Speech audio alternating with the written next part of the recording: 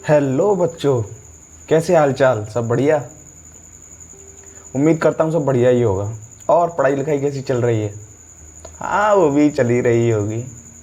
अच्छा बच्चों, बात ये है कि कुछ बच्चों ने मुझसे पूछा था कि सर सिलेबस कुछ अभी भी समझ में नहीं आ रहा है। वैसे तो ऑलरेडी यूट्यूब पे बहुत सारी वीडियो डली हुई हैं, लेकिन फिर भी कुछ बच्चों की समझ में नहीं आ रहा है कि सिलेबस किस तरीके से कट किया गया है।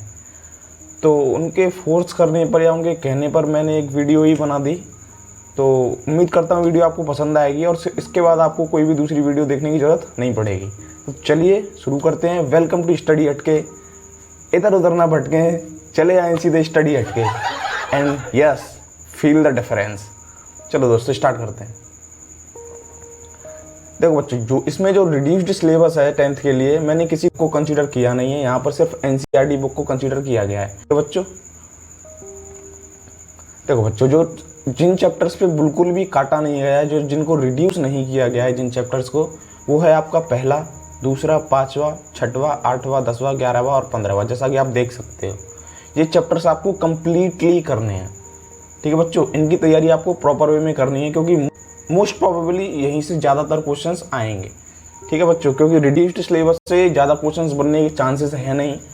बनेंगे, ऐसा नहीं है कि बनेंगे नहीं, वहाँ से भी क्वेश्चंस बनेंगे, लेकिन ये ज़्यादा ज़रूरी हैं, तो इनको आप पहले कर लीजिएगा। उसके बाद में हम बात करते हैं कम्प्लीटली रिमूव्ड चैप्टर्स की। कम्प्लीटली रिमूव्ड चैप्टर में बच्चों केवल 2 ही चैप्टर हैं आपके, कंट्रोल एंड कोऑर्डिनेशन, जो कि बायोलॉजी का चैप्टर है, आपको पता ही होगा, और सोर्सेस ऑफ एनर्जी।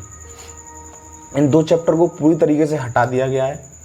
हाँ, कंट्रोल एंड कोऑर्डिनेशन वैसे भी थोड़ा सा डिफ़िकल्ट चैप्टर था, आपके लिए थोड़ी चीज़ें आसान कर दी गई हैं। तो आपको ऐसा घबराने की ज़रूरत नहीं है कि कोविड की वजह से या फिर ऐसा कुछ बीमारी की वजह से आपके सिलेबस पे कुछ इफेक्ट पड़ेगा या आपके मार्क्स पे कुछ इफेक्ट पड़ेगा। 30% सिलेबस को रिड्यूस कर ही दिया गया है ऑलमोस्ट, तो आपको ज़्यादा परेशानी होनी नहीं चाहिए। जिस तरीके से आपको ऑलमोस्ट 10 मंथ मिलते हैं अपनी प्रेपरेशन करने के लिए, तो इस टाइम आपको ऑलमोस्ट 7 मंथ्स मिल ही रहे हैं। तो उस हिसाब से उन्होंने 30% सिलेबस को कम कर दिया गया है। 70% सिलेबस रह गया वैसा आपका। चलिए दोस्तों, अब बात करते हैं हम पार्शली रिड्यूस्ड चैप्टर्स की। देखो बच्चों, यही समझना है आपको। मैंने इसमें जो एनसीईआरटी का जो टॉपिक लिया है, वो मैंने सीरियल नंबर के हिसाब से लिया है। ये आपको यहाँ पर सीरियल नंबर दिखाई दे रहा है 3.4। आपको ज़्यादा इधर उधर भटकने की ज़रूरत है ही नहीं। आप सीधा बस ऐसे करके जाइए, बुक खोलिए, आप बुक खोलिए बच्चों। ठीक है, 3.4 सीरियल नंबर देखिए और उस पर टिक लगा लीजिए। एकदम क्लियर है सारी चीज़ें, कोई समस्या नहीं होगी, कोई परेशानी नहीं होगी, सब कुछ एकदम से अच्छे से हो ही जाएगा। देखो, जो मेटल और नॉन मेटल्स में आपका बेसिक मेटलर्जिक प्रोसेस हटा दिया गया है, इसका मतलब ये है, हाँ, इसी को एनसीईआरटी में अकरेंस ऑफ मेटल के नाम से भी दिया गया है। जो एनसीईआरटी में जो लिखा है वो अकरेंस ऑफ मेटल दिया है 3.4। इसमें जो आपकी मेटल्स को एक्सट्रैक्ट किया जाता है, वो किस तरीके से निकाली जाती हैं, उनको किस तरीके से बनाया जाता है, वो सारी प्रोसेस दे रखी हैं। एंड 3.5 जो सीरियल नंबर है, उसके हिसाब से कोरोजन एंड इट्स प्रिवेंशन, इसको भी हटा दिया गया है।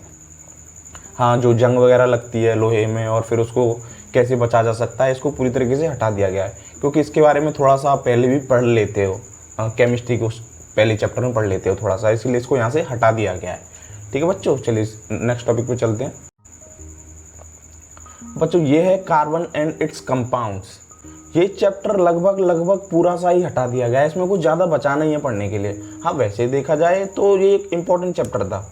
इस तरीके से इस सिलेबस को, एटलीस्ट इस चैप्टर को तो कट नहीं करना चाहिए था। ये आपके बेस बनाएगी आगे जाकर 12th के लिए या फिर 11th के लिए। जब आप इंटरमीडिएट में जाते हो तो वहाँ पर बच्चों को परेशानी होती है।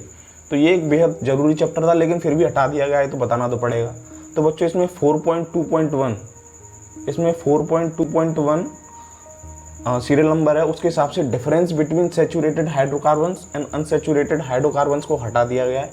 उसी तरह 4.2.5 जो सीरियल नंबर है, उसके हिसाब से nomenclature of carbon compounds containing functional groups, उसको भी हटा दिया गया है। जिसमें आप आईयूपीएसी नाम देते हो या फिर उनका नामकरण किया जाता है कंपाउंड्स का, वो सारी चीज़ों को हटा दिया गया है। बस इसी के अंडर में टेबल 4.4 भी दे रखी है एनसीईआरटी बुक के अंदर, जिसमें ये जो फंक्शनल ग्रुप्स हैं ये सब कुछ दे रखे हैं। तो ये पूरा एक ही साथ हटा दिया गया है।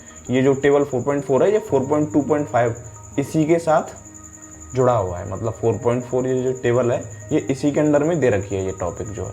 तो सिमिलर है, फंक्शनल ग्रुप्स ये वाले पूरा हटा दिया गया है, ठीक है। 4.3 में देखा जाए तो chemical properties of carbon compounds, generally आपको पता ही है, कंबशन, ऑक्सीडेशन और एडिशन सब्स्टिट्यूशन रिएक्शन, ये पूरा हटा दिया गया है यहाँ से। और 4.4 में ethanol and ethanoic acid only properties and uses. बच्चों ध्यान देने वाली बात यहाँ पर ये है कि एनसीईआरटी की बुक में इसकी केवल और केवल प्रॉपर्टीज और यूजेस ही दे रखे हैं। बेशक यहाँ पर ओनली प्रॉपर्टीज एंड यूजेज लिख रहा है, तो इसमें कंफ्यूज नहीं होना कि ओनली का मतलब क्या है। ओनली का मतलब यहाँ पर कुछ नहीं है, ये पूरा टॉपिक ही हटा दिया गया है। इथेनॉल और इथेनोइक एसिड को कंप्लीटली रिमूव कर दिया गया है। और उसी तरीके से अगर आप सीरियल नंबर 4.5 पे जाएं तो सोप एंड डिटर्जेंट्स को भी कंप्लीटली रिमूव कर दिया गया है। ठीक है बच्चों, उम्मीद करता हूँ सारी चीज़ें क्लियर होंगी। हेरेडिटी एंड एवोल्यूशन में ज़्यादा कुछ है नहीं बताने के लिए बच्चे, यहाँ पर बस आपको हेरेडिटी को पढ़ना है और एवोल्यूशन पार्ट को कंप्लीटली स्किप कर देना है। ये आपको बिल्कुल भी पढ़ना नहीं है, ध्यान से सुन लीजिए, ये आपको बिल्कुल भी पढ़ना नहीं है। हाँ एग्ज़ाम के लिए नहीं पढ़ना है, बोर्ड में नहीं आएगा, लेकिन अगर नॉलेज के लिए पढ़ना है तो आप पढ़ सकते हो, आपसे कोई मनाही तो है नहीं। After all knowledge is supreme. देखो तो अगर हम 11th चैप्टर की बात करें, the human I and the colourful world की, तो इसमें जो द कलरफुल वर्ल्ड है उसको कंप्लीटली रिमूव कर दिया गया है। ठीक, सॉरी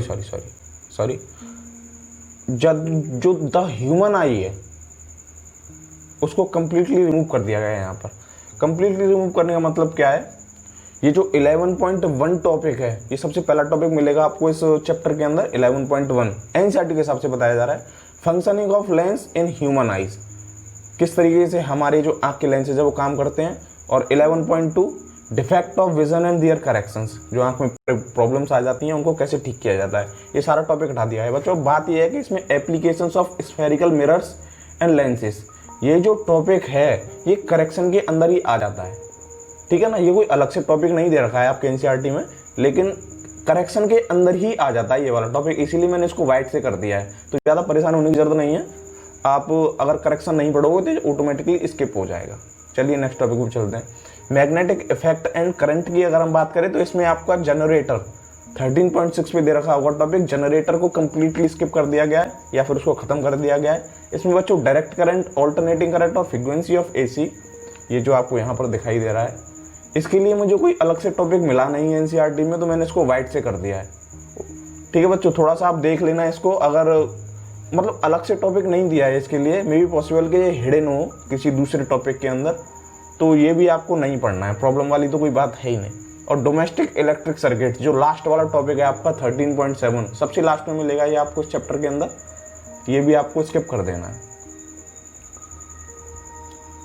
अब मैनेजमेंट ऑफ नेचुरल रिसोर्सेज का क्या करना है, ये आपका एनवायरनमेंट का जो चैप्टर है, लास्ट चैप्टर है एनवायरनमेंट में, ये आपको इंटरनल असेसमेंट के लिए पढ़ना है। इंटरनल असेसमेंट का मतलब ये है, ये आपके स्कूल लेवल पे जो असेसमेंट होता है, आपके प्रैक्टिकल्स वगैरह होते हैं, आपको मार्क्स मिलते हैं स्कूल से, उसके लिए आपको पढ़ना है, ठीक है। अदरवाइज ये आपको बोर्ड एग्जाम के लिए बिल्कुल भी नहीं पढ़ना, ये आपके बोर्ड एग्जाम में बिल्कुल भी नहीं आएगा। उम्मीद करता हूँ बच्चों समझ में आ रहा होगा, और इस वीडियो को देखने के बाद आपको और कहीं जाने की ज़रूरत पड़ेगी नहीं। अगर आपको लग रहा है कि मैंने जल्दी बता दी चीज़ें, तो आप वीडियो को पॉज भी कर सकते हैं, कोई परेशानी वाली बात है नहीं। तो मैनेजमेंट ऑफ नेचुरल रिसोर्सेज आपके सिलेबस में आएगा नहीं, सिलेबस में तो है लेकिन स्कूल लेवल पर ही है, बोर्ड एग्जामिनेशन में ये नहीं आएगा। वीडियो देखने के लिए बहुत बहुत धन्यवाद बच्चों, और बने रहिए हमारे साथ।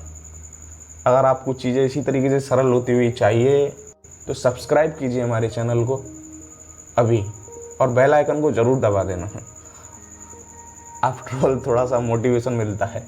ओके बच्चों, वेरी थैंक यू। ध्यान रखो, मस्त रहो, स्वस्थ रहो और तैयारी करते रहो।